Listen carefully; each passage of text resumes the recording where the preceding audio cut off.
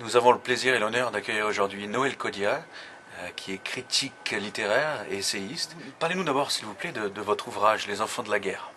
Bon, Les enfants de la guerre, c'est un roman qui m'est venu comme ça après avoir découvert tout ce que nous avons connu pendant la guerre de 1997 à Brazzaville. Donc c'est une séquence un peu romancée de la guerre de Brazzaville. Vous décrivez donc le quotidien de ces enfants qui vivent la guerre. Oui, de ces enfants qui vivent la guerre, de ces enfants drogués et qui sont malmenés par les hommes politiques et puis qui arrivent à faire n'importe quoi sans le savoir. Selon vous, quelles sont les origines de cet embrigadement scandaleux de gamins qui deviennent soldats? Mais je pense que les origines, c'est tout simplement la malgouvernance, la politique que nous avons héritée depuis le multipartisme en Afrique. Vous voyez que quand il y avait les partis uniques en Afrique, très souvent, il y avait quelques dégâts, mais les dégâts étaient un peu collatéraux. Alors là, avec le multipartisme, surtout dans mon pays, on a connu des partis interethniques, et puis il y a eu la pagaille, et puis voilà, la guerre. Donc en fait, si d'une certaine manière le parti unique était une mauvaise chose, dans le sens où il centralisait et il représentait quand même une certaine oppression, le multipartisme n'a pas donné finalement un avènement de la démocratie comme ce dont on pouvait attendre de lui, ce qu'on pouvait attendre de lui. Oui, bon, moi, l'expérience de mon pays, je peux le parler parce que j'ai connu cela. Bon, chez nous, par exemple, quand il y avait le parti unique, on sentait que le parti était national, c'est-à-dire que le parti unique avait ses militants dans tous les coins du pays, dans toutes les régions. Et malheureusement, quand la démocratie est venue, bon, ce parti qu'on appelait PCT, qui devait en principe se serrer les coudes pour affronter les autres partis qui sont venus, bien malheureusement, quelques intellectuels de ce parti-là ont plutôt choisi le chemin des régions, et puis c'est bien que bon, il y a eu beaucoup de partis qui se sont fondés sur l'ethnie.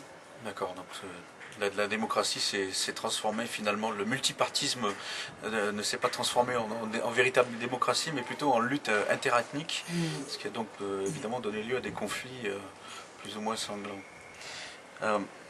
Quelles seraient, selon vous, les solutions finalement, ou la solution, s'il n'y en a qu'une, pour régler ce problème de l'ethnisation finalement du multipartisme? Bon, mais les solutions, je pense que les solutions sont un peu lointaines dans la mesure où nos pays, faut le voir, ils n'ont c'est-à-dire qu'ils n'ont pas connu cet esprit démocratique comme nous avons connu en Europe. Vous voyez que la démocratie s'est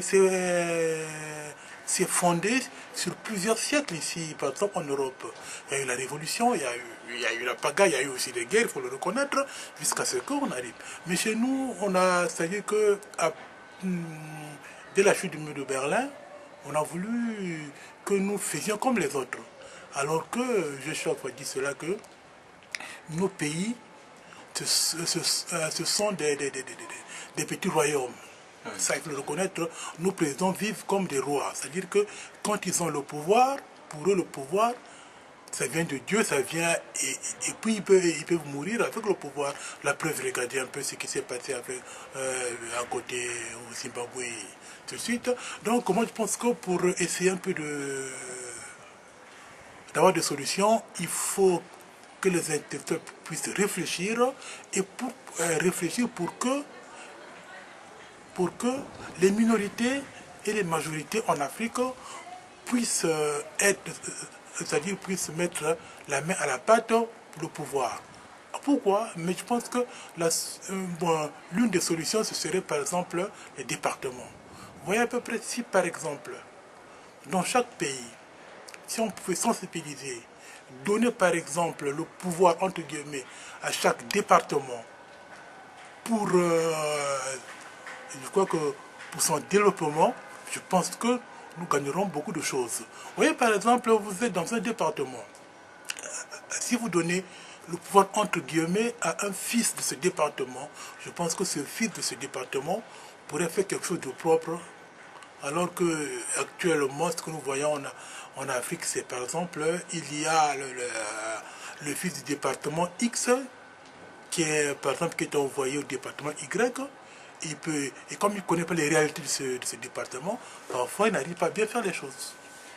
Je pense que si tout se règle déjà au niveau local, c'est déjà une bonne chose. Et puis le niveau local peut maintenant transcender au niveau national. Or, si nous commençons par le national, très souvent, nous ne comprenons pas ce qui se passe sur le local. Vous voyez, par exemple, le nouveau département, il suffirait, par exemple, de leur donner par exemple les fondements par exemple, des finances, eux-mêmes ils règlent les finances, eux-mêmes par exemple s'il y a des routes, le péage, eux-mêmes ils arrivent à avoir par exemple des routes par exemple à péage, et avec cet argent ils peuvent encore réparer les routes au lieu d'attendre que tout vienne de l'État, comme ce que nous voyons actuellement en Afrique.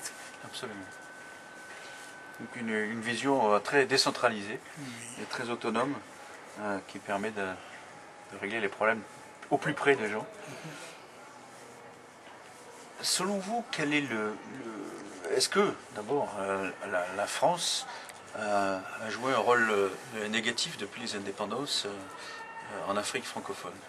Bon, moi je pense que le rôle négatif est là. La preuve c'est que si aujourd'hui le problème de la France-Afrique est arrivé, c'est à cause, je crois que tout cela. Vous voyez par exemple... Est-ce qu'il ne s'est pas posé le problème justement de la défense des intérêts entre guillemets français, c'est-à-dire les intérêts de quelques entreprises françaises en Afrique? Mais les intérêts sont là. La preuve, c'est que actuellement, pourquoi le CFA, le franc CFA est encore là, qui est attaché à l'euro? C'est parce que les intérêts français sont là, on n'y peut rien.